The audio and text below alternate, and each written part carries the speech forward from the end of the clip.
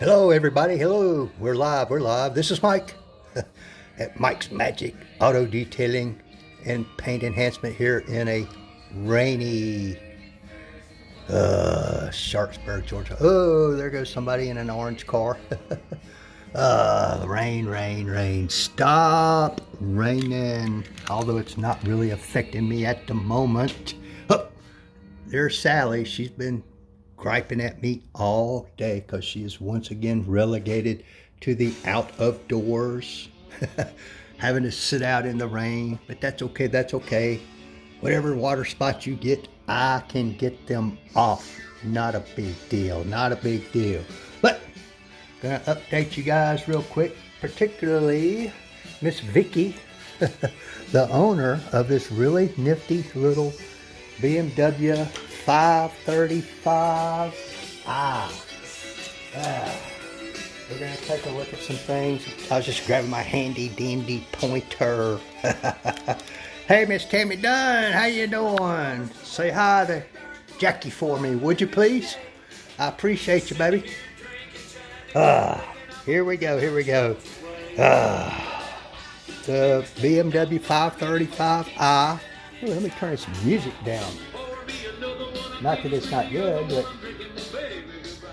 there we go, there we go, there we go. All day long yesterday, took all day, Tammy, to strip wash this thing. Oh boy, 4 hours plus alone just on the wheels and tires and the wheel wells, Miss Tammy. You know, these BMWs and a lot of these higher end cars, they have that cloth, I call it felt type material on the inside of the wheel well. I get it, I get it. It's a noise dampening thing. But boy, is it a bee to clean, I tell you that. A lot of people say, hey Mike, why do you waste time on that? Because it needs cleaning and you can see it, so I clean it. The wheels were pretty well caked with brake dust, and, you know, combined with brake fluid, diesel fuel, all kinds of that stuff. Whatever leaks down on the roadway and splashes, mixes in with the water and then splashes up on your wheels. Mostly the brake dust. It was something else. Yeah.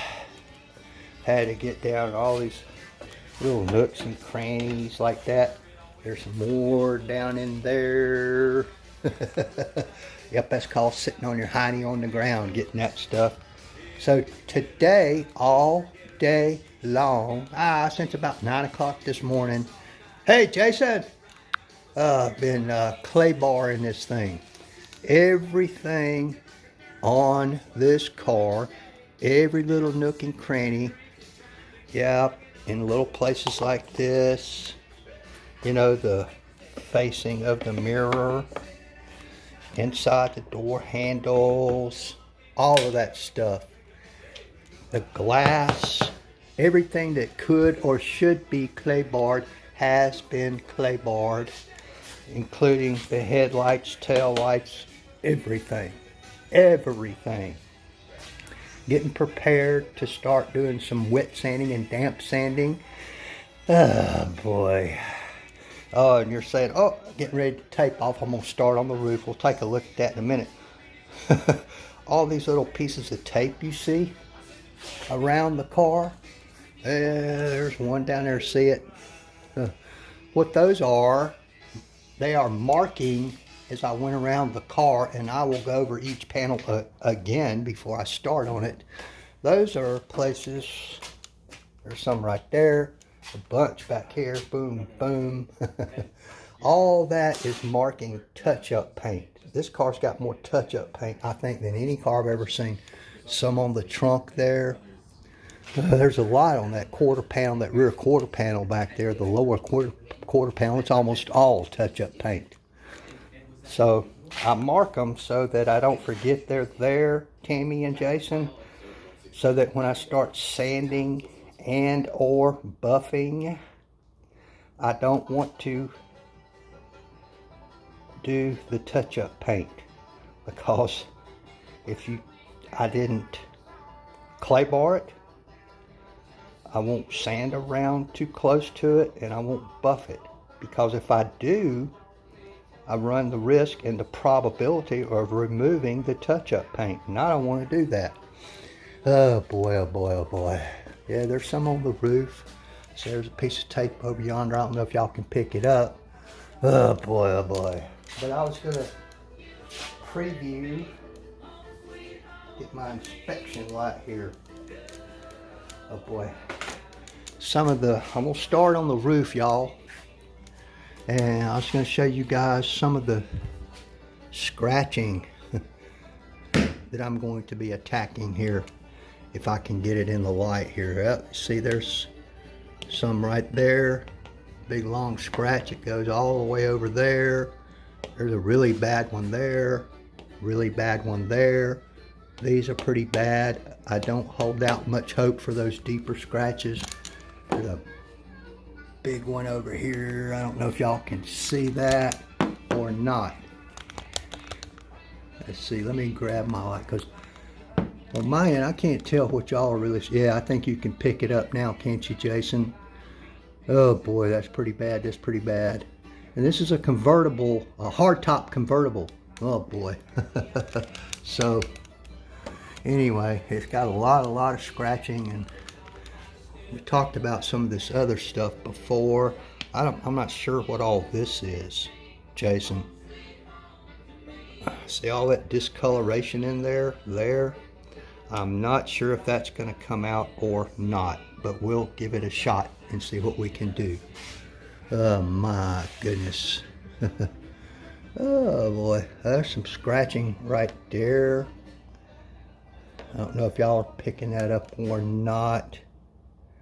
Oh my goodness. It's hard. I need 3 hands to do this.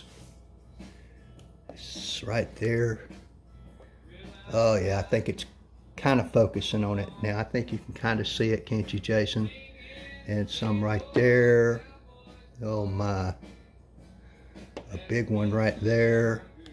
Can y'all see that? Yeah, I think y'all can. Oh my goodness. But it's pretty typical of this entire vehicle, Jason. But yeah, the glass is looking pretty good. I don't know why the glass held up so well. It doesn't even seem to have drizzle stains on it or anything too much, so it'll be getting a light topical polish. Oh man. That's just a quick catch up. It's starting to shape up. You know, a lot of these scratches were harder to see when the vehicle was dirty. Hey, Mr. Rex.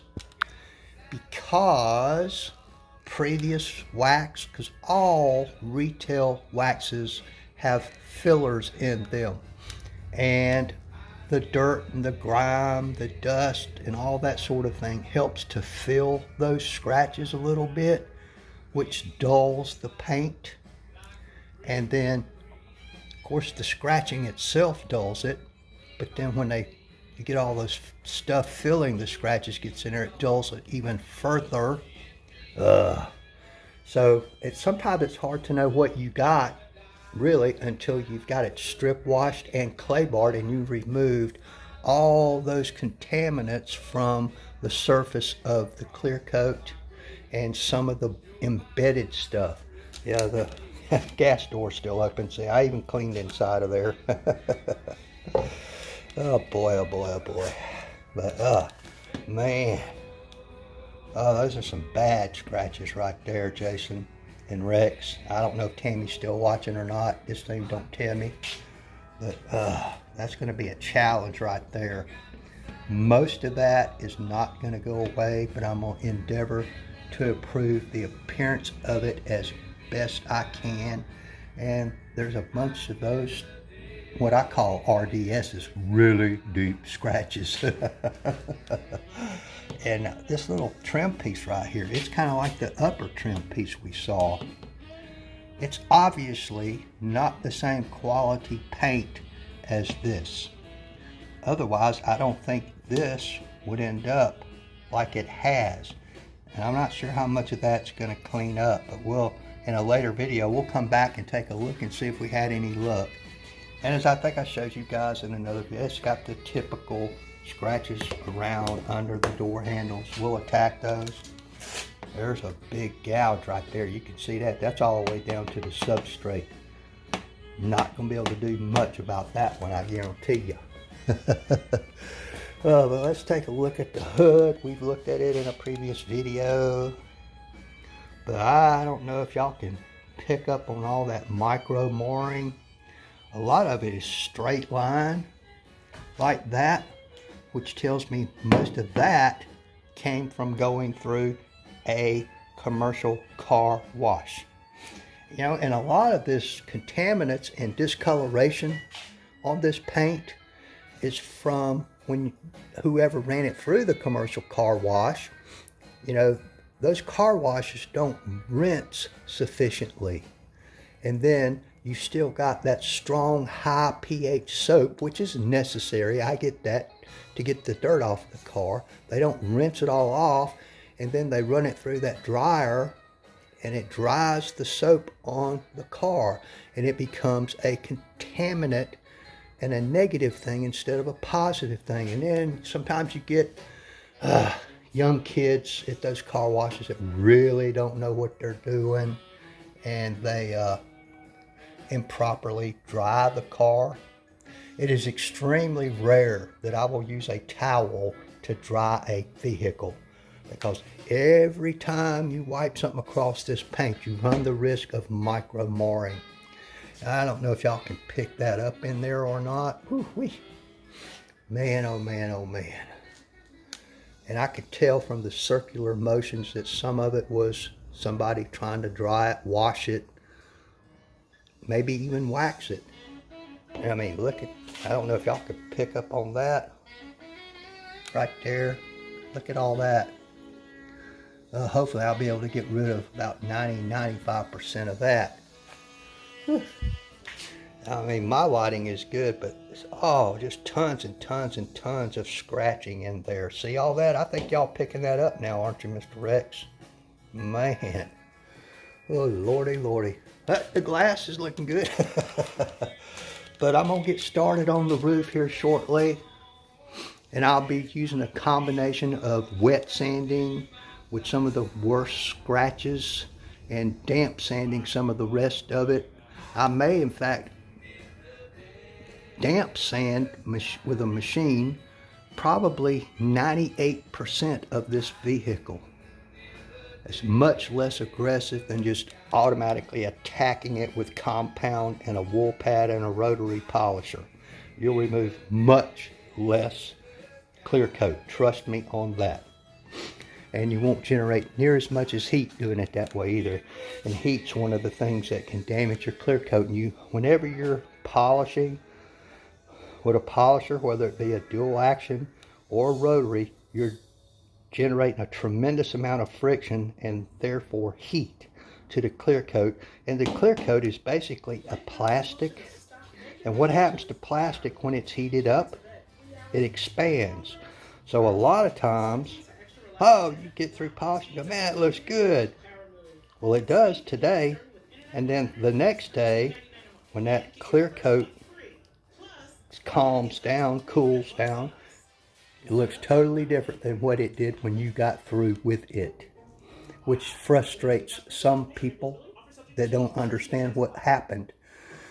That's why a lot of times when I'm buffing an area, I'll buff it down, buff it down, buff it down, and I'm using my temperature gauge to monitor the heat of the clear coat, and then I'll move on to another panel, and then much later I will come back with my inspection light and look at it again, because it might have changed and I may have to do it over. That's why it takes so long.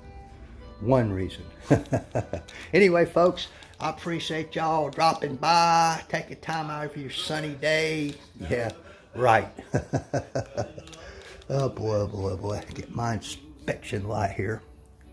Handy dandy little tool. I've got a couple of these.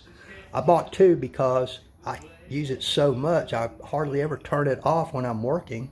And when the battery goes dead, they charge up pretty quick, but I just stick this one in a charger and grab the second one. That's just me, just me.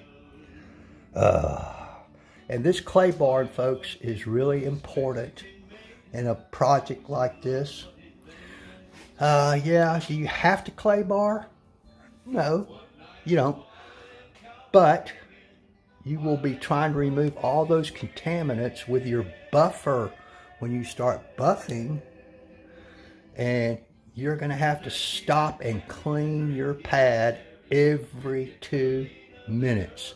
And plus, a lot of those contaminants that are on the surface will just eat your pads up, especially if you're using foam pads.